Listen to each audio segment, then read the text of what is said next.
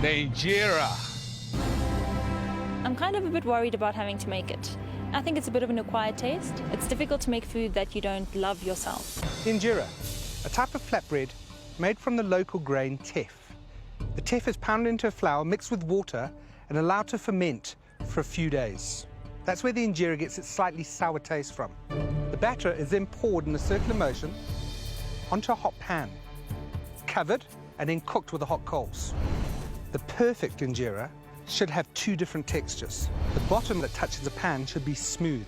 The top should have the craters, which are formed from the air bubbles that pop through the batter. We fry pancakes all the time in South Africa. It's a big pancake, but sure, okay, yeah, I'll make you an injera. We want you to make one perfect injera. This is way too easy. It seems almost like a walkover. When you think your injera is the stuff of champions, put up your hand and the three of us will come and have a look. If we are satisfied with the quality, the first four of you will be safe to cook another day. The remaining three will go into the elimination challenge, after which one of your journeys will be over. Right, off to your stations, please.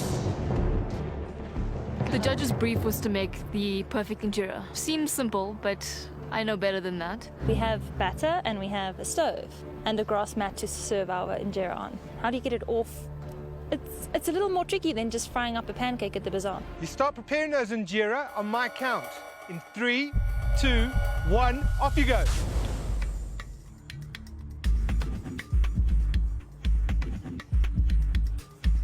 Trying to figure out how I'm going to work with the oven, how I'm going to pour this, you know, just to try and get my steps in my mind, knowing how I'm going to get this perfect injera done.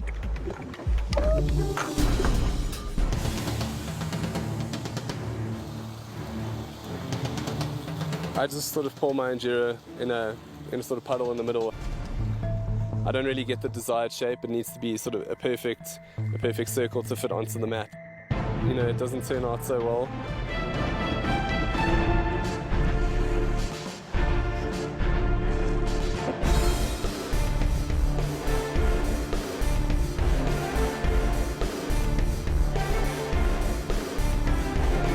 I forgot about it being in a perfectly round shape. I noticed that it was getting stuck.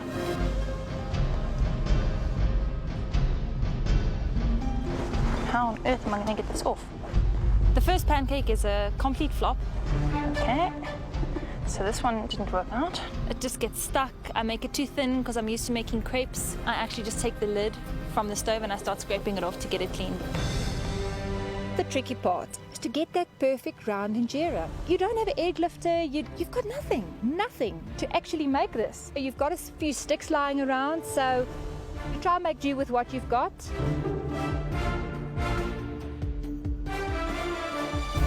Guys, I'm starting to notice a lot of the contestants are pouring the batter on and they're not getting it even. The other thing I'm noticing is a couple of them are just pouring in the middle. They need to get it the size of the mat on their stations, otherwise they're going to have to redo it till they get it right. And the way the locals do it here, they pour the batter in a circular motion, starting from the outside of the pan, so that it levels out. Then you're going to get that round, perfect shape. They're using sticks to try and get it off. The locals don't use sticks. You either use your hand or you can use the grass mat that we've provided.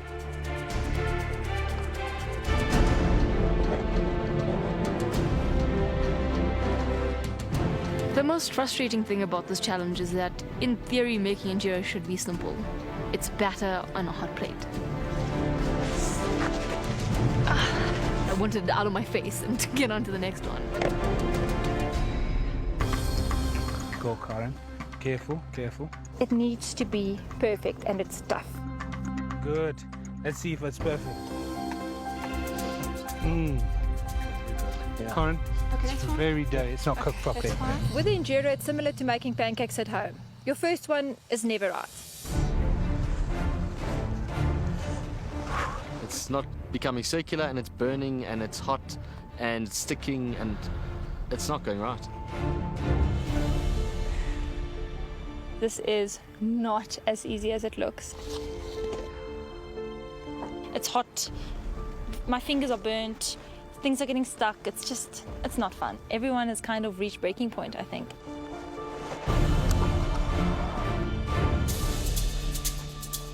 I decided to go for an outside-in sort of method in pouring my batter. I lift up my lid, it's looking good, and then I have this ingenious idea of putting my mat underneath and basically sliding my injera onto the mat. And this works like a charm. I don't know why I haven't thought of this before. It looks good, it resembles an injera. Can see the craters. How's it looking underneath? Nice and smooth? It is.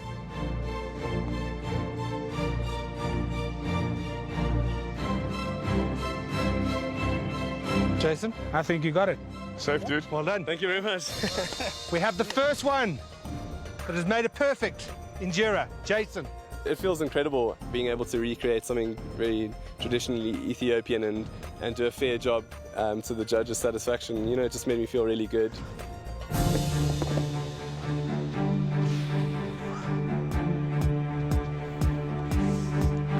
I started off with my third one and I do it in a perfect circular shape.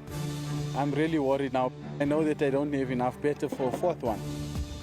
My injera starts looking more authentic and more traditional, and it's also easier to remove from the bottom, from the cooking surface.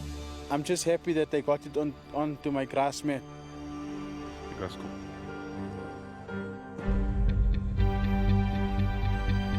That's nice. I think it's Good good. injera. It's fine for me. Ozzy, You're safe. safe.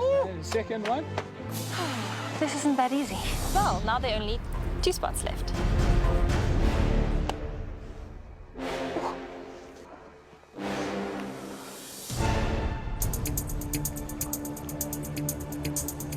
I get one off that hasn't gotten stuck, call out my name. I'm happy. Good injera. Well done, Leandri. Thank goodness. I could just stop burning my fingers. I was just grateful.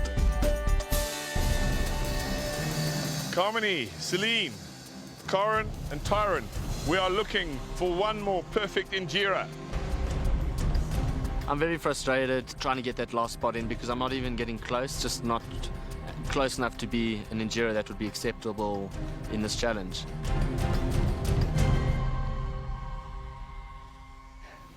This is actually crazy. Good girl. Oh, you're a boy. Good little boy. I just decided nothing else has worked so far. I'm going to talk to this thing like it's a plant. Come on. There we go. Come on. I'm starting to lose my mind at altitude. You can actually see everyone is on edge. It's coming towards me.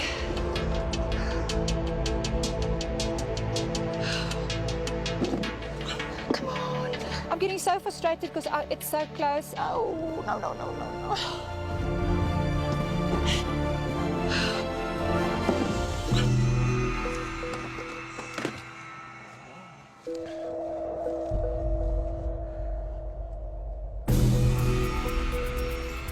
Get it on that mat. Don't drop me! I hear Celine. Okay. Celine. This is probably my 10th injera, and I'm just hoping that this thing is correctly cooked. It's the last spot. Corin. Should we give it a roll? Roll it up. Do it, Pete. All right.